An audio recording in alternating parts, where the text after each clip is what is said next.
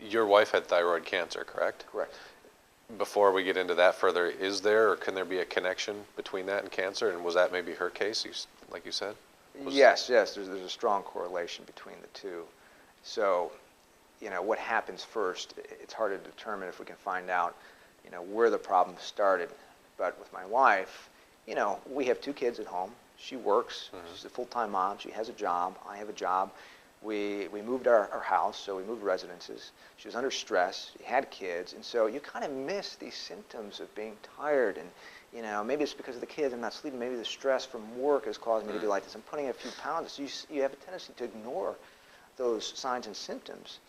And then one day, she came to me and she says, I've got this thing in my throat. She says, what do you think it is? And right away, I knew what it was. And I wasn't a thyroid specialist at the time, but I knew it was her thyroid.